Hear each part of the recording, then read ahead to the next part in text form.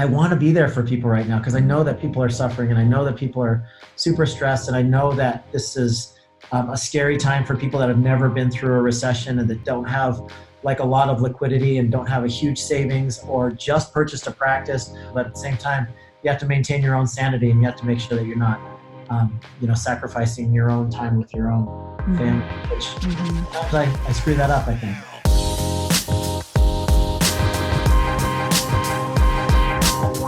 Hey everybody, what's up? Welcome to our Go Live with Josh and Joanna, special edition, also with Mark and Leslie Costas, live right now from Prescott, Arizona. Say hi, guys. Hey guys, how's it going?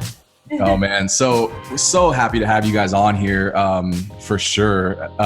Give us a little update, like what's Arizona, that part of the world, looking like?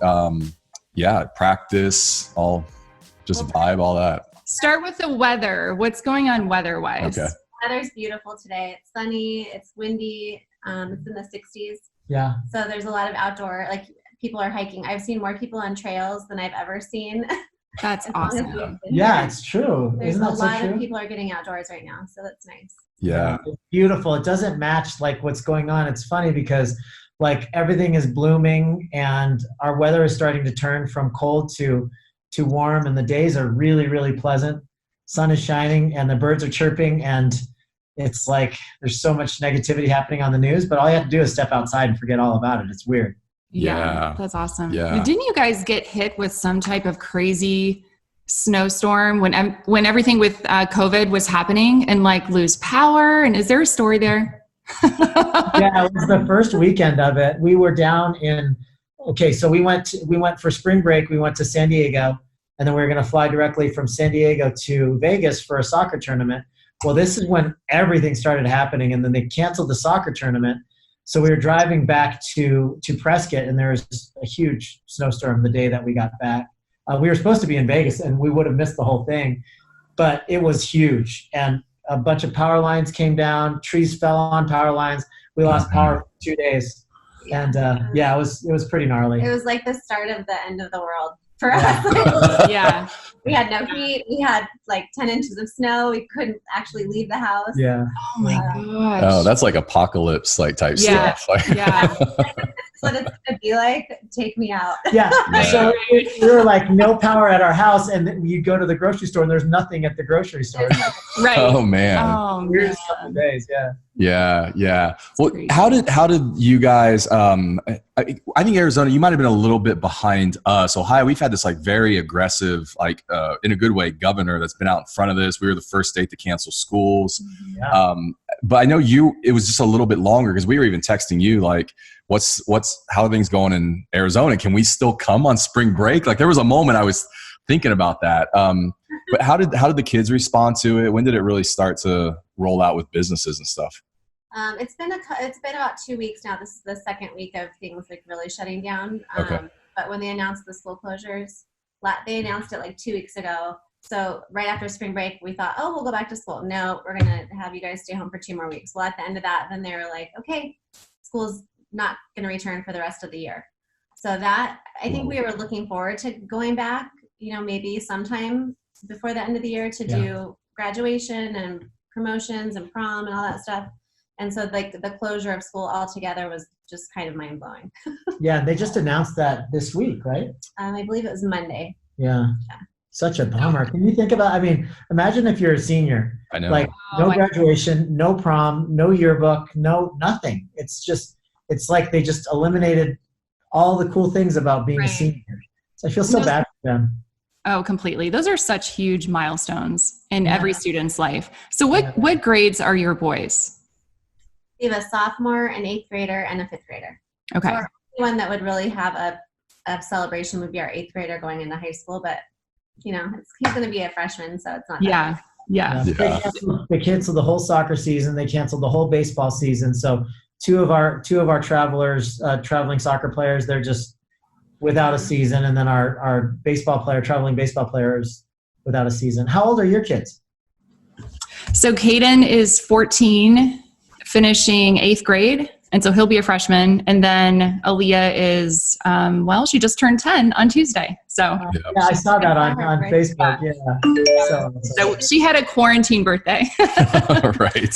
How did she take that? Was she okay with You that? know, we had some really good talks about it, and my family was so sweet, and they just kept keeping their 6 foot distance, but they would stop and like decorate the door and drop stuff off and like stand way out in the yard and then come to the door, knock and run away, then stay and like talk with us for a while. So, and we all did a big like Zoom call, and I think that helped a lot.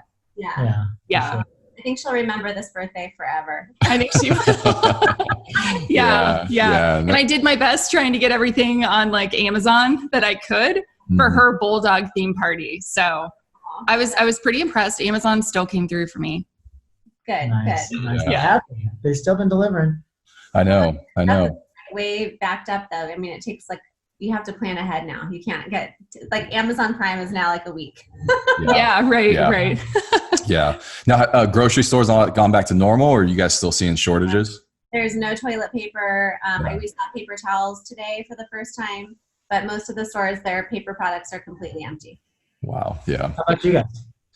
It's the same. It's unbelievable. Yeah. Food is there. We've had no problem getting food, but all the supplies are just gone. You have to hit the stores really, really early to get any type of toilet paper or anything. And I don't know what it is. You just feel this sense of stress when you go into the stores. Like everyone is walking around with immense amounts of anxiety. Yeah. I don't know. Yeah. I've just had some very different, stranger interactions. Yeah. Well, anybody that's out there on live, we're definitely picking up some audience. Feel free to throw your questions in the comments. I got them pulled up here. I know you got some. So this is not going to work. This is not good lighting. This is. I knew this was going to happen, and I told him we need to move. We should pivot and go that way. Nope. Move over. There's a lot of gear here. we're not moving. This is not cool. Get the boom mic guy to come over with the little umbrella. I need to hold something up. Leslie gets me. It's all about the lighting. Umbrella. You're blocking it for me right now. I know, which is not helpful stay still. for me, though. Oh man. Well, it was interesting because this week, we were supposed to be in Sedona for spring break this week, and we'd still probably be there. And we're even talking about coming and hang out with you guys to do dinner. Mark, I know you guys had to make the decision to postpone DSS. How difficult was that? Well, at the time we had to make the decision pretty early in this thing, and I think that all of us were a little optimistic that things were going to blow over and that maybe they would peak and then end. But I don't think anybody could have anticipated this except for the scientists and the doctors that were jumping up and down, trying to warn the politicians that this was coming. But it was heart-wrenching. It was very, very difficult. And I know that you guys were at probably the last convention for dental convention before they shut the whole thing down. Yeah. And it was heart-wrenching. It was very, very difficult. We had over 750 people registered for it. We had 2 of my heroes that were going to be, the keynote speakers. We had more sponsors than we had ever had before. It was ready to go. Like we were so far ahead. Yeah. We have never been. This would have been our 8th one. And it was really difficult to do it. I mean, obviously now it's a no-brainer. We're glad that we made that decision sooner than later. But it was difficult to make, and it was supposed to be, what's the date? It's supposed to be last weekend. Yeah. So the whole weekend and week leading up to it, we have like our countdown. It's like 5 days before we do this, 3 days before, 2 days before, day of. And it just felt so odd. It felt so weird. Yeah. I'll bet. No, I know. Yeah, exactly. I know I was even communicating with you, and I was like, what if you did this? What if we went? Because it was right at that time where it was so tricky, and we were at a conference, and we felt okay going. We left on a Wednesday, but when we landed, the NBA suspended the season, and all of a sudden I was like, what? And then the NCAA tournament gets canceled, and then our schools got canceled. And I was just like, I mean, we're in this other city going, what is happening right now? The news started changing and updating so fast at that point. It was a little bit crazy. And I was speaking. So it was like, you almost have to you gotta like ignore it, get in your, focus just and go and work and do it. But then when we came back home Sunday night, it was like, oh, this is going to be bad for sure.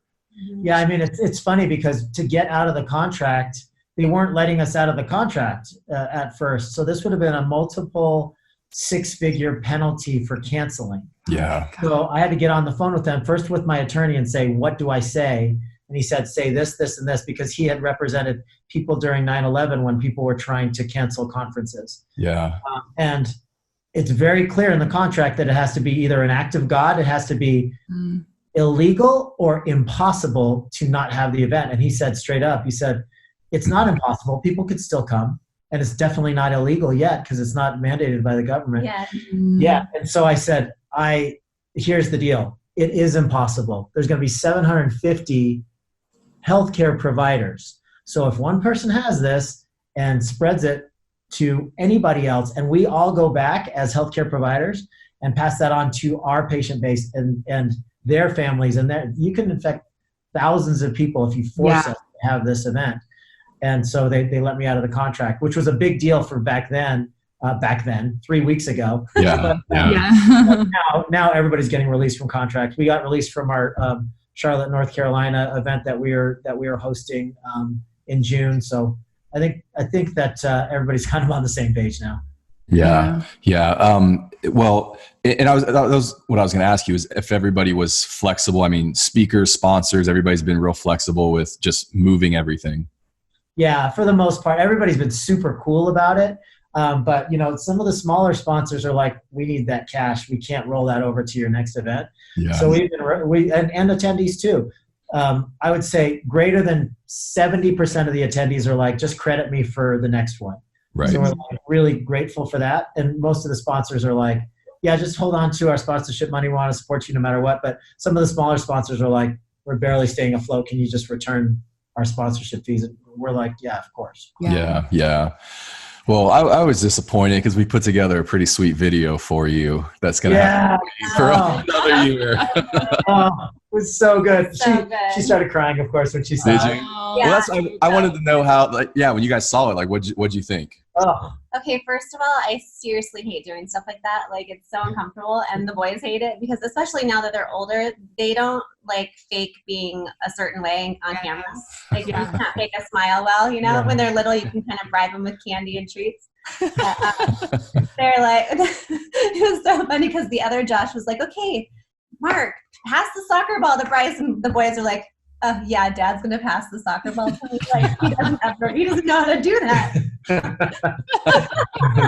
But it was you guys did such an amazing job. Holy cow! Yeah. And it's one of those things. It's like there's no way that he got a shot out of that. Like he said, we're done with that. Like we didn't even notice that he was filming. It was amazing. It was a really cool experience. Done. Yeah. He's a very efficient videographer as well. Like he knows what he's getting. I mean, I do that still with him. I'm like, are you sure? Like, let me do another take. And he's like, I got it. It's good. So well, I got to watch it and I was moved. I was like got emotional. The whole thing is moving. It was awesome. Especially really cool. Leslie, having you in it, of course. Thank you. This kind of completes the whole. I like that she spoke in it. Because she's in all of them every year, but she's never said anything. They like just to like pass cookies to the kids or like I'm reading. Yeah. Right. Yeah. Well, and he pulled some of those clips of like even past summits where there was a clip of you. Was it Bryce? No, it was Brady. Yeah, where you're talking to him, but almost like before you go on stage. Yeah. That was cool too.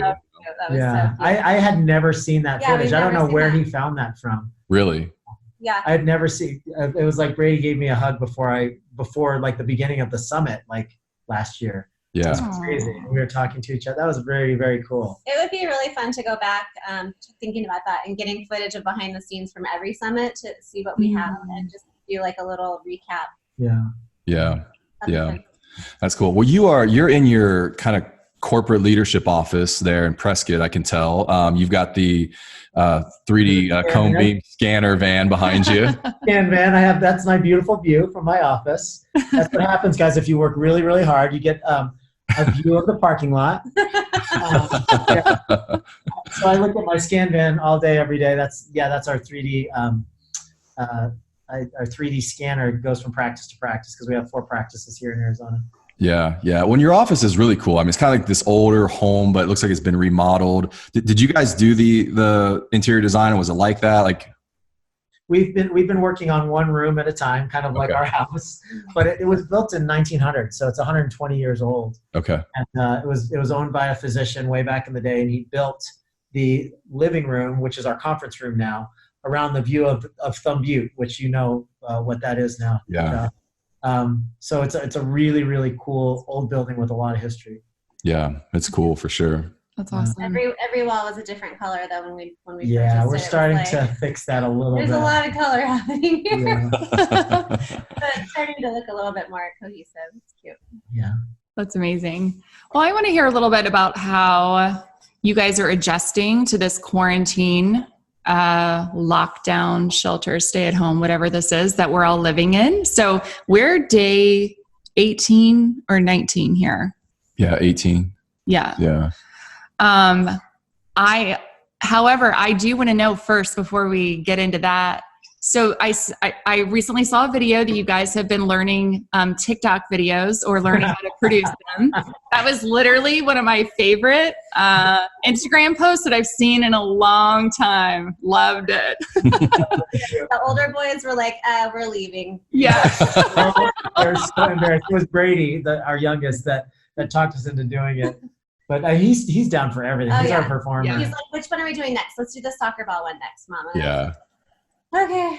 It's fine. I feel like I'm good. Yeah. That's so funny. Now, are you guys watching, like, it almost looked like you were watching the dance moves, or did you already learn them and then you?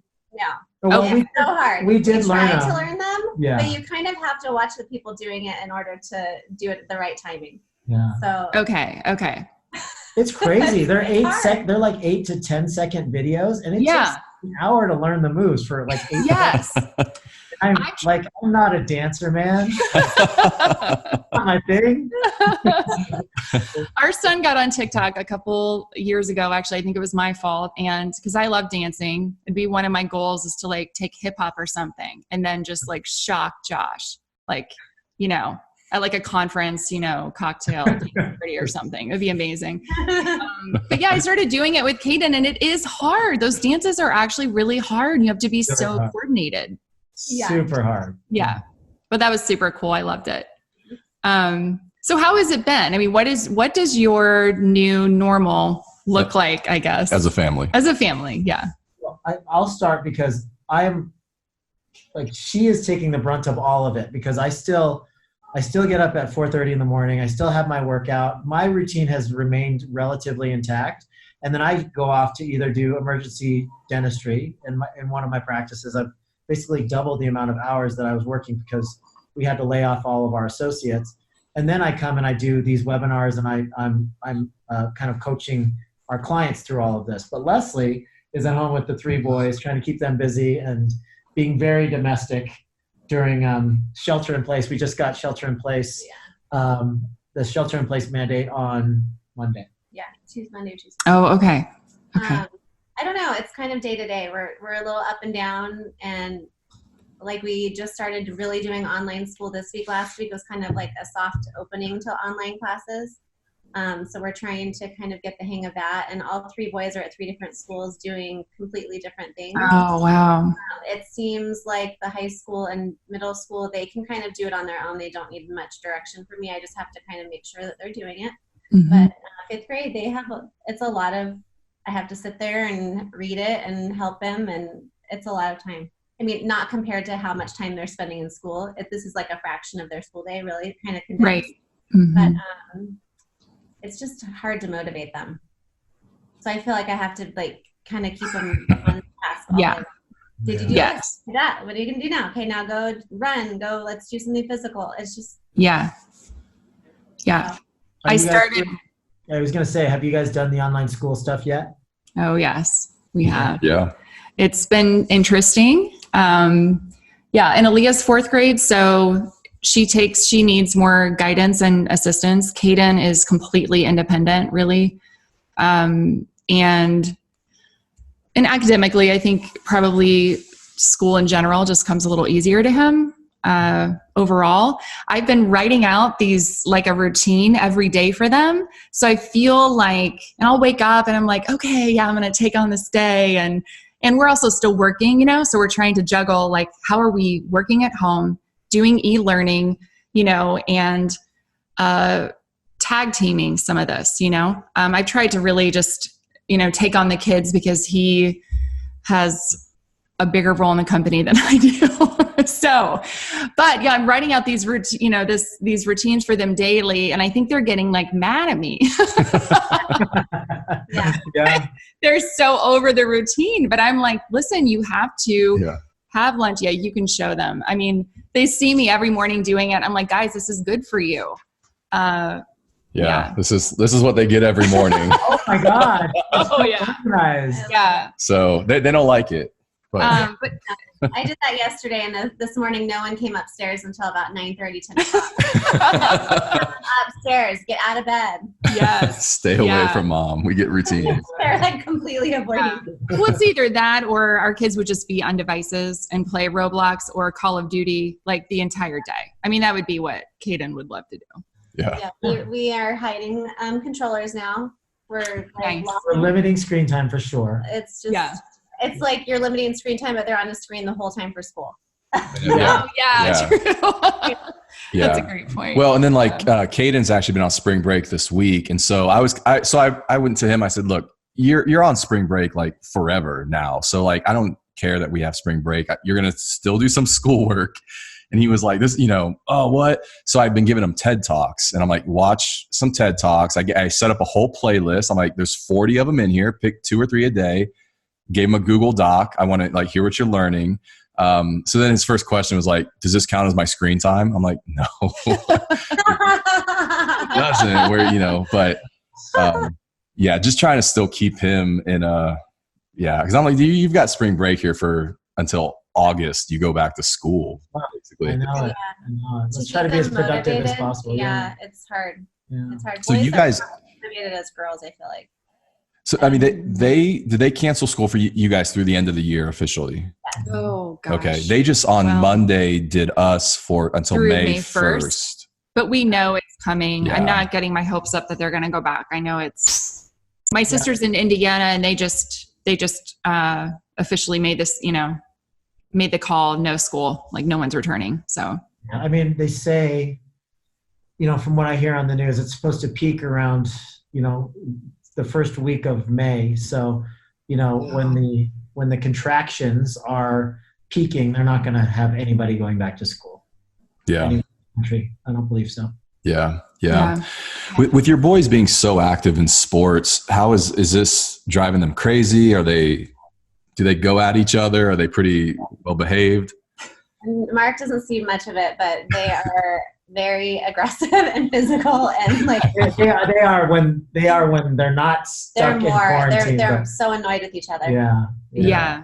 We've been doing a lot of yard work. So I'm like, we're going to rake pine needles for 3 hours. So we've been doing a ton of that, and then Mark let them build forts, so they each have their own place on the property to build a fort of any kind. Mm-hmm. Nice. That's amazing. They kind of go out to their own space in the woods, and I don't know. It's hard, especially with someone who can drive. Like we have a teenage driver, and he doesn't get that social distancing means that you need to stay at home.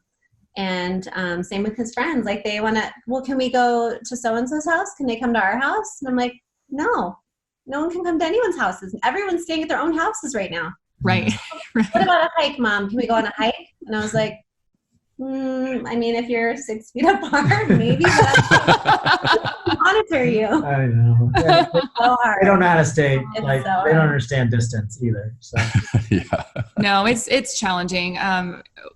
Something that was cool. We live in a suburb northeast of Columbus, Ohio, called New Albany, and they sent out kind of like the there's like this Healthy New Albany center, a community center. They kind of sent out this challenge, and they're doing a like kids marathon over the next 2 months. And so you basically you can either, accumulate your miles and track them, and then at the end you win a prize or whatever. So the kids and I are going to be doing that over the next, month and a half. We started today. It's on their fridge. I think things like that are really good. Things that they can still goal oriented, that they can work towards, that are giving them endorphins and getting them outside. And so I'm looking for things like that all the time right now. Yeah. We ordered jump ropes online. And so the boys have been jump roping, and we set a boxing timer for, however many minutes on, and then rest time. And so Brendan and Brady have been really into that and doing that every day. Yeah. They're getting really good too. They can do double unders and crossovers, and they can skip for 3 good rounds with a minute in between. So that was kind of the first workout that they always had us do when I was boxing. So I kind of put them on that. Now and they're totally doing it. Yeah. Oh, that's cool. Now, do you guys work out together, Mark?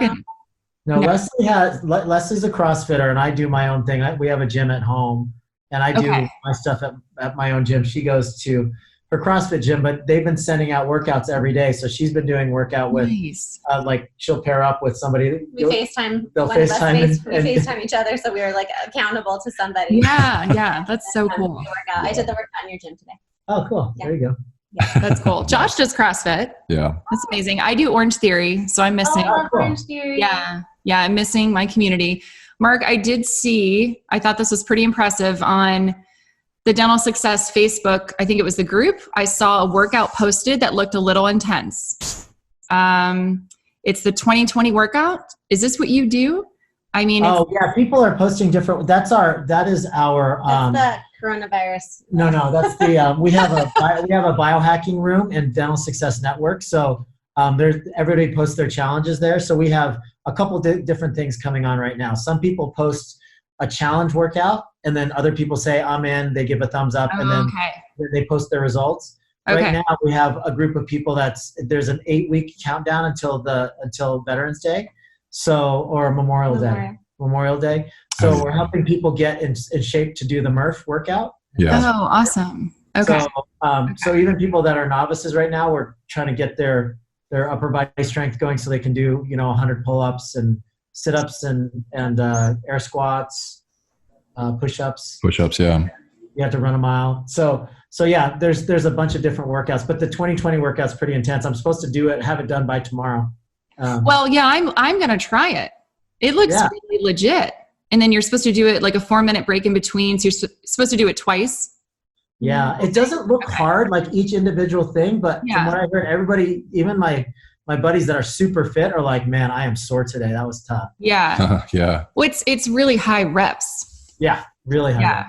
So I like that. So thanks for whoever posted that. Okay, so you and I will keep each other accountable. Yeah. Well, hey man, tell me, I mean, obviously this hits you on a couple different fronts. I mean, you got the conference, you got your practices, the DSN kind of network there. What was the most challenging part a couple weeks ago when you realized this was going to get crazy? Oh, it was so many different things at one time. We were driving home from San Diego, and I was getting coached by my attorney because later that day I had a meeting with the general manager of the JW Marriott to try to get out of our contract. Yeah. So it was difficult because that night we finally decided we're canceling it. Now we have to try to get our X number of dollars back, which is a lot of money back for a deposit that we were negotiating to get back. So it was that stress, and then like the heartbreak of having to make the decision to actually cancel it, to call like David Goggins and say, bro, it's off. So you're off the hook. And so that was super difficult, emotionally hard. Yeah. Then we got back, and immediately people started putting their memberships on hold. I mean, that's my largest business is the consulting company. Yeah. And consultancies are one of the biggest businesses hit very, very quickly. Marketing agencies, consulting companies, those types of businesses suffer really badly. So that is very, very difficult. Thank God we have DSN, which is the network of 700, 800 dentists. That's a lower price membership that we've had almost no attrition there because everybody's using that community to get their information and to get mutual support for what's happening in their dental practices. So that's been super positive. That's one shining light. But then also I have 6 dental practices, and I had to lay off 45 people. So that was really hard too. So there's a lot of, I mean, you know, we've always looked at like the consultancy is growing like crazy, but if anything ever happens with the consultancy, we always have the dental practices, and the dental practices will always be solid enough. And then when the dental practice is doing really well and the consultancy falls off, we know that we have one or the other, that they're in totally different realms. Yeah. This thing hit both of them simultaneously. You know? Yeah. I mean, how weird is that? It's very, very interesting the way that this is happening. Yeah. What have you guys had to pivot on with like the consultants side of things, DSI? I mean, are you doing more virtual? Like, what's that looking like? Yeah, we're doing tons and tons of virtual stuff. Because our black belt coaches are all practicing dentists, they have a lot more time. So they've been taking a lot more calls and extending the time for the calls and changing the subject of the calls a lot. A lot more support and counseling than business coaching right now, which we do a lot of. Yeah. But I feel like you guys have been really instrumental in helping people who own practices figure out this whole, like, how to keep paying your employees when they're not in the practice working, or how to transition people into unemployment. And so I think there's been so many things that none of us knew how to do any of that. Yeah. And so he's been able to help a lot of people. Yeah, it's been a full-time job just trying to figure out the PPP and the SBA loans and all that stuff.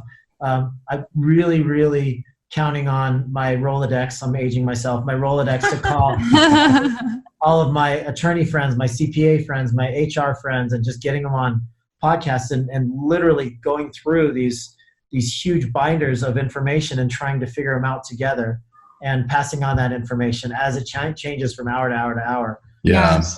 I know you had Alistair on today on a live. Is that correct? Yeah. Yeah. Live. Yeah. Okay. I got to see a little bit of that. Wow. That guy is smart. Oh man. He is a smart dude. Yeah, we're so lucky to have him. I was like, okay, I need to take notes on this. This is like his graphs are like, what is that? Am I looking at it the right way? All of his graphs and everything. Wow. Well, I feel like Alistair's been quietly predicting this for a couple years too. You know, it's funny. We talk about this all the time, but he spoke at my summit March of 2018. Yeah. And at that event, we pulled it out. At that event, he said, the recession will hit in October of 2019. Now, I'm just predicting that. I don't get anything from it, but I recommend that you guys do XYZ. Get more liquid, get rid of some of your corporate bonds, blah, blah, blah. So he gave a list of things to do, but the market was still on a tear and nobody wanted to hear that at the time. He missed his prediction by 4.5 months. That's crazy. Like, it actually crashed in March of this year. He predicted October of last year when nobody was thinking recession. Yeah. He predicted that in 2018.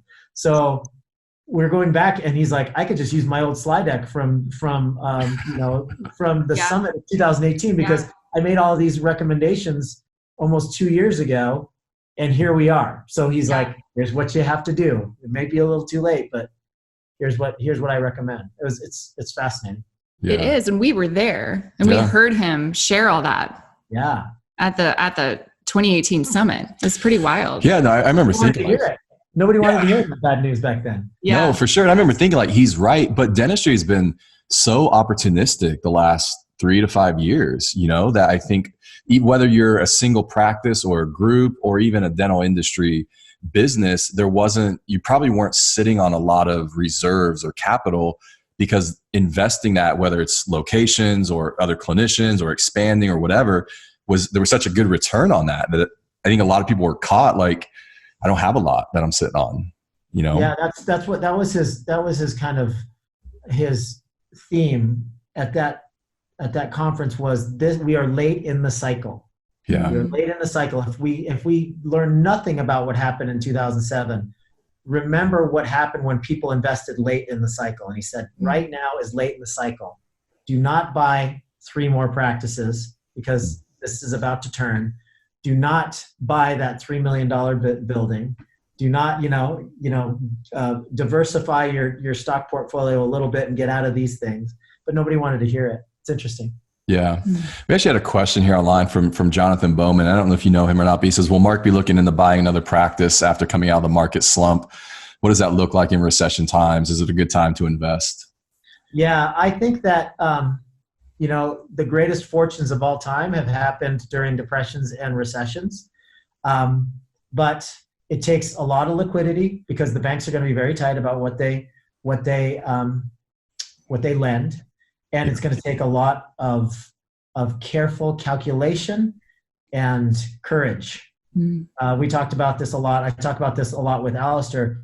I remember back in the middle of the housing crisis back in 2008, 2009, people were like the condo market in Scottsdale had shrunk so much that $450,000 condos from 2 years earlier were selling for $60,000. But people were so scared and they were so tight with their liquidity. Nobody was buying these things that were 80% off, basically. So you have to know when the bottom of the market is. You have to have liquidity, and you have to know how to analyze an opportunity enough before you make that final decision to go ahead and purchase something. But like I said, those that are in the right position, those that are prepared with their knowledge and their strategies will clean up. They'll do quite well. So yeah, I'm open to purchasing during a recession for sure. Yeah, I think I've been sharing this example a couple times just with clients and on like lives. But when in 2009, the biggest spender in Google AdWords for the entire year of 2009. So go 1 year as economy's starting to recover. Google ads, Facebook ads are all at an all-time low because everybody had pulled out.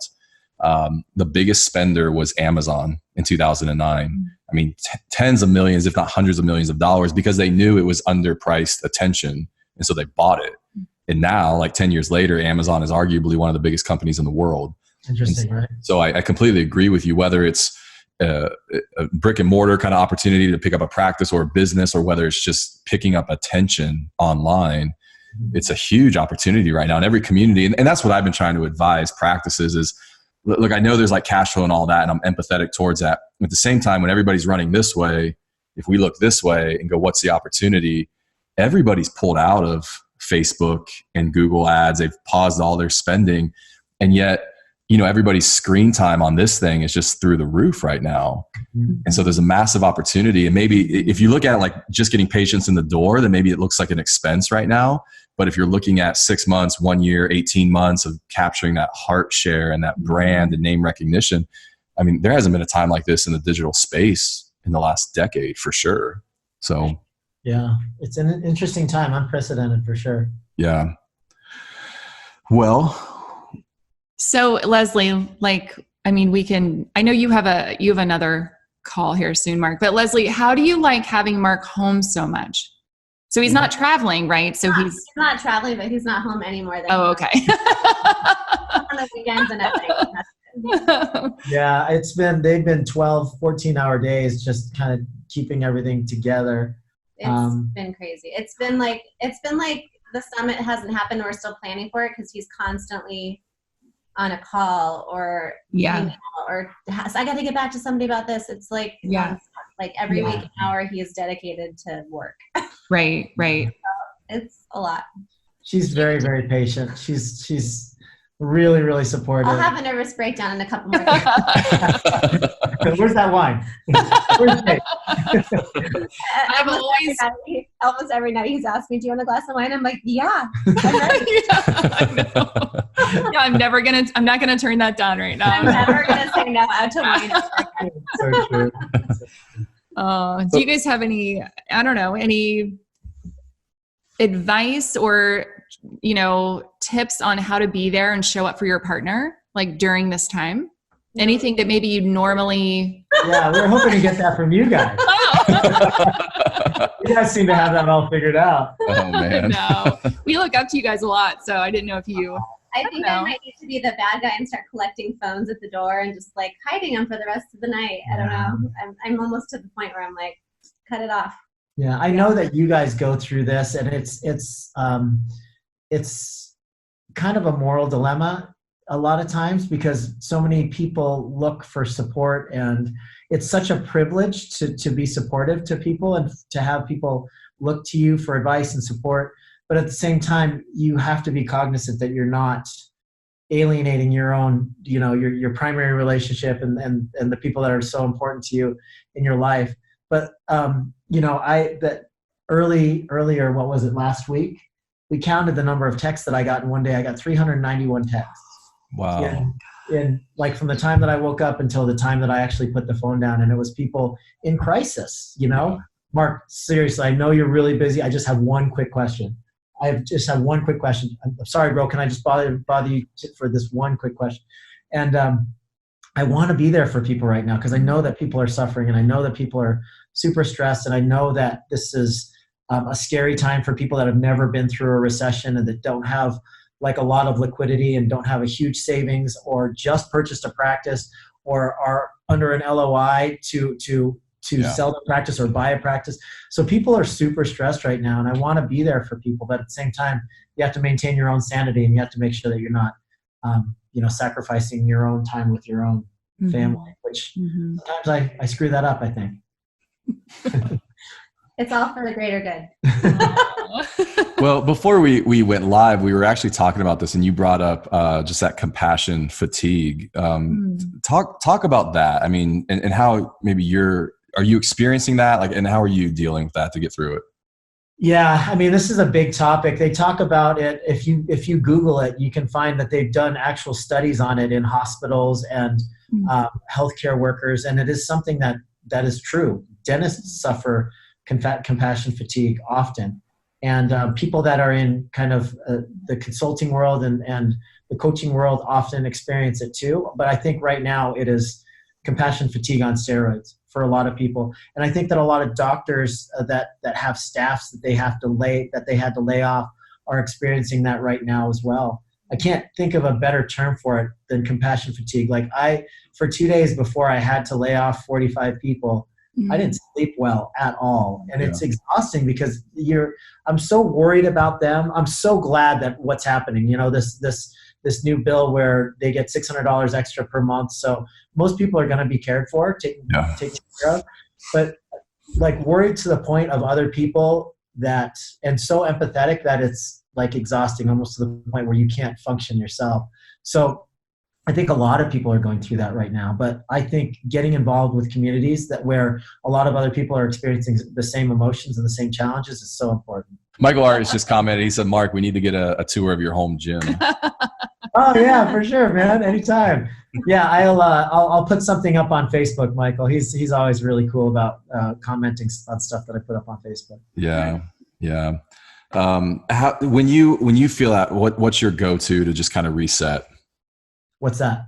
Like when you start feeling that compassion fatigue, like what's your go-to to reset? Well, I mean, I am really, really huge with my morning routine is really big. It resets me every single day. So I get guided meditation time every day. I journal every single day. I have a gratitude journal, and I have a regular journal where I'm just kind of journaling thoughts. And, I focus on the 4 futures, which is mind, meaning, muscle, and money. As long as even if I'm super stressed, if I get through my morning routine and put a check in all 4 of my quadrants, then I know that I'm going to get through the day okay. So my morning routine is what I really, really rely on to reset me. And I just had a sauna installed, and that's really good for relaxation. We just got it like 3 days ago. I'm so excited. Yeah. Oh, that's cool. Yeah, we've been wanting to do that for sure. We want like an infrared sauna. Well, yeah. Is that what you guys have? Yeah. Oh yeah. Yeah. I would just live in there. That thing is just like extend your life. Go sit in there. Anytime you're stressed, go in there. Amazing. It's funny too, because you guys are audio people. Stick in your earbuds and listen to an audiobook. You look up and it's like, I'm in here for 40 minutes. It's crazy. Yeah. Awesome. I'm going to start locking myself in there.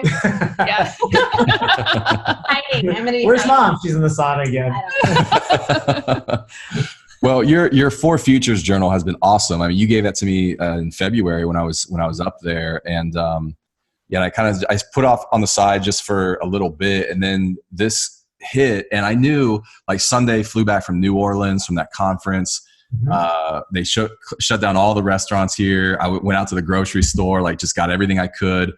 And I realized right then, I was like, this is going to be difficult. And I knew my morning routine would play a big role in that. So I was like, tomorrow I got to be up, 5:36, do the routine before I get on the phone with the team. And yeah, pulled the journal out and was like, I need to stay in this for for this time. So it was super timely, man. So I appreciate it. Yeah, that was your birthday present. You actually flew out here, first time ever away from the family on your birthday. So I can't thank you enough. I was like, what else can I give him? Like, can I give him keys to my car? What else do I give him? It's working. Yeah. Oh man. Well, I don't know that it was the first time, but I haven't done it in a long time. But it was, for any. The first time in the past decade. Yeah, probably. Yeah, so. But because it was you guys, I let him go. Thank you for letting us borrow him. It could have happened on a different day. It didn't have to be on your birthday. Don't worry, his birthday went on forever. I have a habit of celebrating birthdays probably too much, maybe. Oh, that's awesome. And then he really taps into that, and it turns into birthday week, and then birthday weeks and month. And I'm like, okay, this whole thing needs to shut down. Your birthday is Did you see pictures of his trip to Sedona? You got to take a little day trip, like a half-day trip to Sedona too. Thank you so much. They had a blast. Oh my gosh. That was cool. Awesome. Yeah. Perfect. Yeah, no, I mean, my team member, Josh Moore, was just like, at one point he was shaking his head and he's like, who gets to do this kind of stuff? Like for a job. Tripping out. Yeah. So, on the Red Rock, I mean, oh my goodness. So pretty. Yeah, Sedona is beautiful. Last question I have, and then we'll definitely let you guys get going. But man, how do you see this affecting dentistry as we move forward? Like, does it all go back to normal, or are there going to be some things we pick up and that get changed from this? Like, what do you think? Well, yeah, I mean, I've been asked that question so much on these webinars that I've been doing. And my message is that people don't realize it right now, but their practice will never, ever be the same as it was when they left it. So, as somebody that's gone through a recession already, if you haven't been in business for more than 11 years, you haven't been through one yet. Yeah. So as somebody that's gone through one, your practice was a certain way before the recession, certain way during the recession, and a certain way after the recession. And there were three completely different practices. So we're going to have to make different adjustments. We're going to have to look at our patient base a different way. We're going to have to attract patients a different way. We're going to have to run our businesses in a more sophisticated manner in order to survive it. I think the people that are the most at risk, the most vulnerable, are practices that are producing less than $500,000 going into this recession. Yeah. I think, if you guys have ever seen Forrest Gump, remember when he went into that, he was on the shrimp boat with Lieutenant Dan, and they're going through that huge storm, and Lieutenant Dan's on the mast just going, "Bring it on, God, what do you got?" And by the end of the storm, they were the only shrimp boat that had survived, and they reaped the benefits of being the survivor. I think that this is going to be a cleansing period, just like every recession is. The people that are over leveraged, the people that are disorganized, the people that don't take the time to learn about the basics of business, unfortunately, those practices, those businesses will go away, and the stronger businesses will float to the top. And I think that it's a great opportunity for people that have the will to get educated if they aren't currently yet, and to make large changes and pivots, to use your term, Joanne, in the way that they practice dentistry. And that might be learning more clinical skill. That might be opening up to different types of insurances. That might be more focused on emergency care and single tooth dentistry. It might be creating a membership plan where maybe they hadn't before. There's a number of different things that we can do, but we're going to have to adjust to changing times. And to have a super high-end fee-for-service, elite level cosmetic practice might not be the way to go for the next few years. Yeah. I think it's interesting. I remember I wasn't a business owner in 2008, but I was in dentistry at the time. And so I remember personally, I think before 2008, we would take our family to dinner at a restaurant, and you could have like an okay experience, spend $7,500, whatever, for family of four.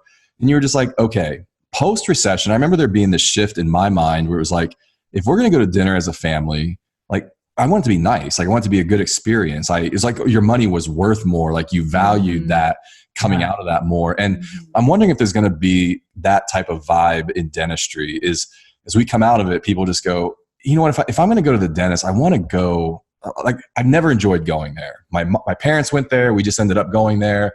I've never had a good experience.